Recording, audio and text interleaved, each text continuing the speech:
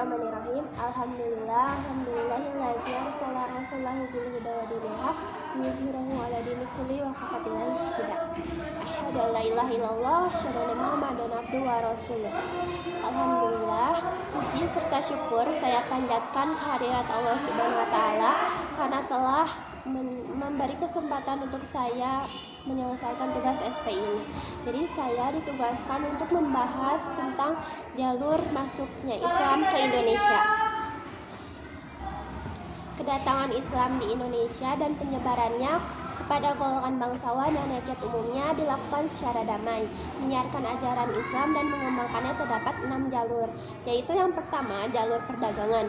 Di antara Islamisasi di Indonesia, taraf permulaannya ialah melalui jalur perdagangan. Hal ini sesuai dengan kesibukan lalu lintas perdagangan abad ke-7 sampai abad ke-16.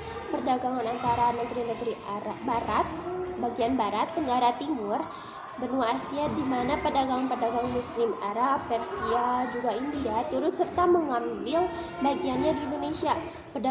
Penggunaan jalur Islamisasi melalui perdagangan ini sangat menguntungkan. Hal ini menimbulkan penggunaan jalur Islamisasi melalui perdagangan yang itu sangat dibutuhkan. Dijelaskan di sini bahwa proses Islamisasi melalui saluran perdagangan itu dipercepat oleh situasi dan kondisi politik.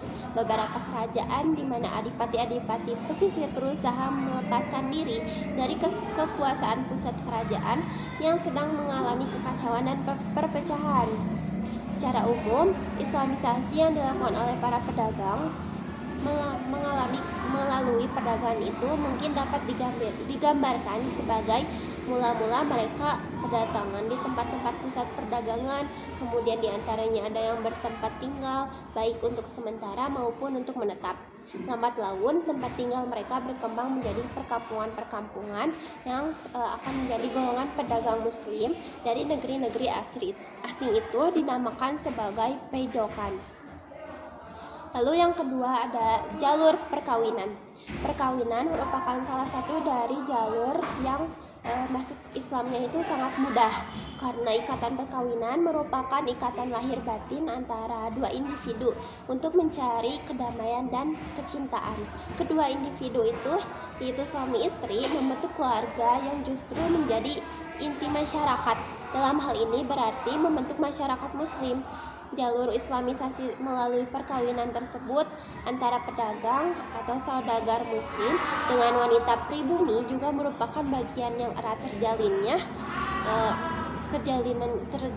ajaran Islam, sehingga jalinan baik ini kadang diteruskan dengan perkawinan antara putri kaum pribumi dengan para pedagang Islam.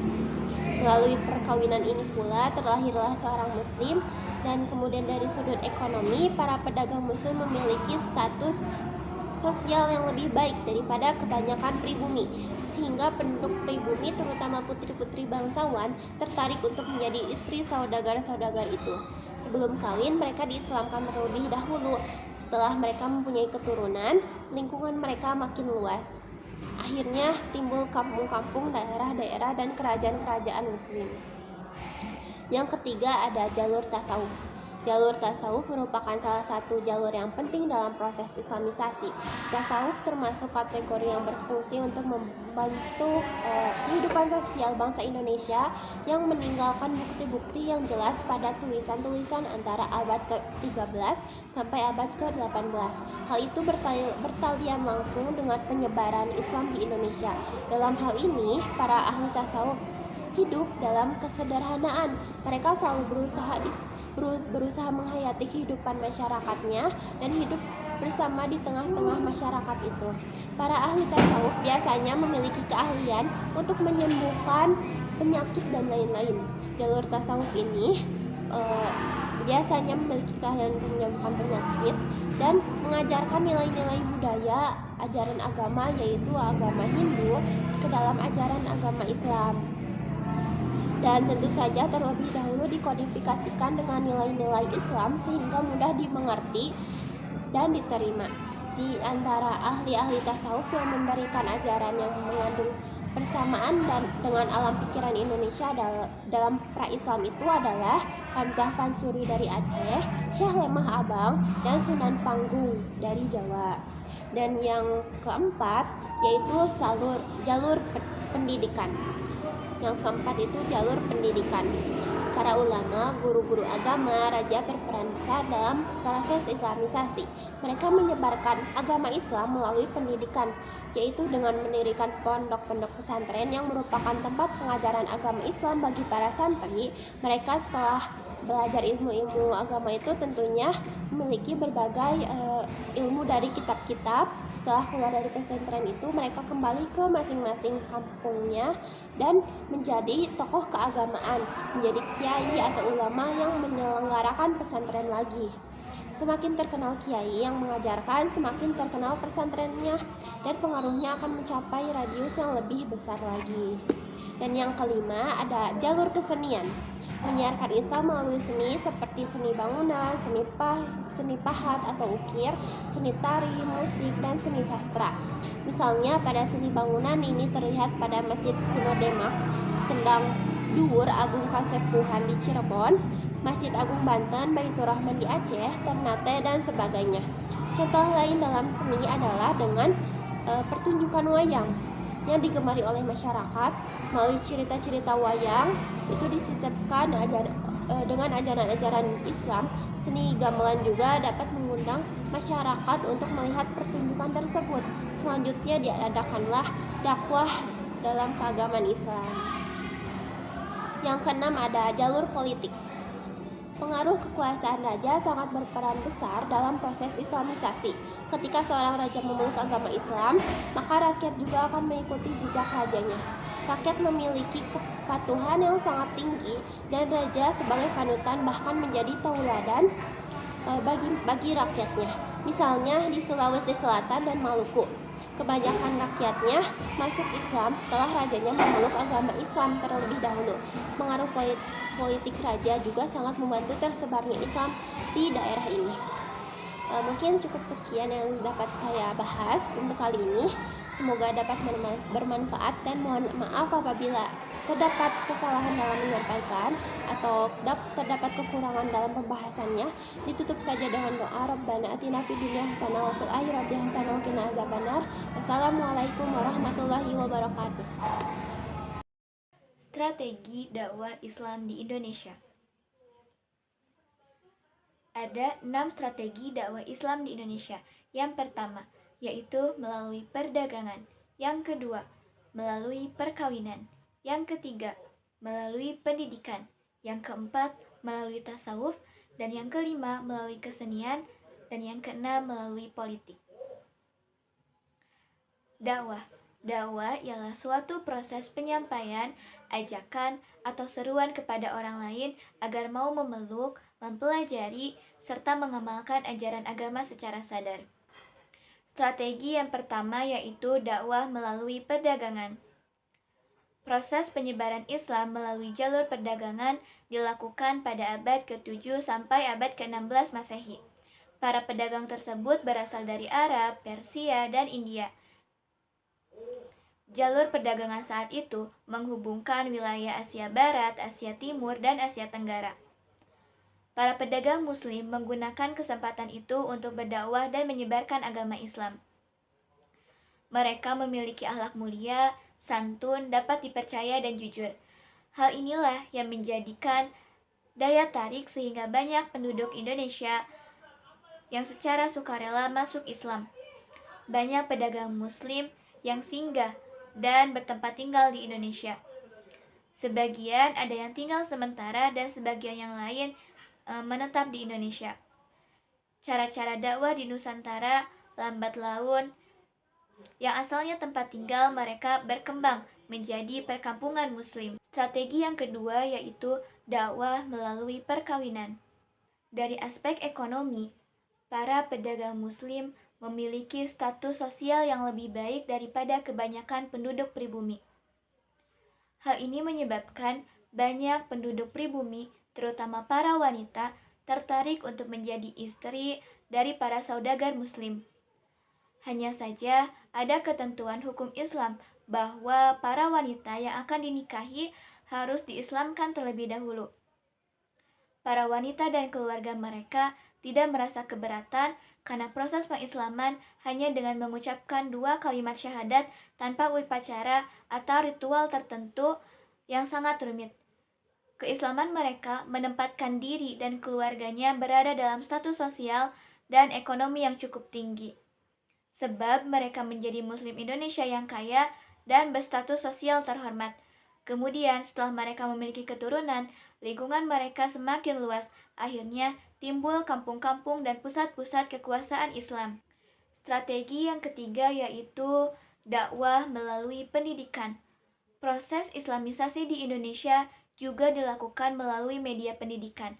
Para ulama banyak mendirikan lembaga pendidikan Islam dalam bentuk pesantren. Pada lembaga inilah para ulama memberikan pengajaran ilmu keislaman melalui berbagai pendekatan sampai kemudian para santri mampu menyerap pengetahuan keagamaan dengan baik. Setelah mereka dianggap mampu, mereka kembali ke kampung halaman untuk mengembangkan agama Islam dan membuka lembaga yang sama. Dengan demikian, semakin hari lembaga pendidikan pesantren mengalami perkembangan, baik dari segi jumlah maupun mutunya. Strategi yang keempat yaitu dakwah melalui tasawuf. Jalur lain yang tidak kalah pentingnya dalam proses Islamisasi di Indonesia ialah tasawuf. Salah satu sifat khas ajaran ini adalah akomodasi terhadap budaya lokal, sehingga menyebabkan banyak masyarakat Indonesia yang tertarik menerima ajaran tersebut. Tasawuf mulai masuk ke Indonesia bersamaan dengan masuknya Islam ke Indonesia, dan tasawuf mengalami banyak perkembangan. Itu ditandai dengan banyaknya berkembang ajaran tasawuf dan tarekat yang muncul di kalangan masyarakat. Saat ini yang dibawa oleh para ulama Indonesia yang menuntut ilmu di Mekah dan Madinah yang kemudian terus berkembang. Hawas Abdullah menyebutkan beberapa bukti tentang besarnya peran para sufi dalam menyebarkan Islam pertama kali di Indonesia. Ia menyebutkan Syekh Abdullah Arif yang menyebarkan untuk pertama kali di Aceh sekitar abad ke-12 Masehi, dengan beberapa mubalik lainnya. Menurut Hawas Abdullah, kontribusi para sufilah yang sangat mempengaruhi tumbuh pesatnya perkembangan Islam di Indonesia. Kemudian pada abad ke-16, kitab-kitab klasik mulai ada dan dipelajari, kemudian diterjemahkan dalam bahasa Melayu seperti kitab Ihya Ulumuddin karya Al-Ghazali. Kemudian muncullah beberapa tokoh tasawuf asli Indonesia seperti Hamzah Pansuri, Nuruddin Araniri, Syekh Abdurrauf As-Singkili, Abdul Somad Al-Palembani, dan Syekh Yusuf Al-Makassari. Strategi yang kelima yaitu dakwah melalui kesenian. Saluran Islamisasi yang paling terkenal adalah melalui pertunjukan wayang. Seperti diketahui bahwa Sunan Kalijaga adalah tokoh yang paling mahir dalam mementaskan wayang. Beliau tidak pernah menerima upah materi pada setiap pertunjukan yang dilakukannya. Sunan Kalijaga hanya meminta para penonton untuk mengikutinya mengucapkan kedua kalimat syahadat. Sebagian besar cerita wayang masih diambil dari cerita Ramayana dan Mahabharata, tetapi muatannya berisi ajaran Islam dan nama-nama pahlawan Islam.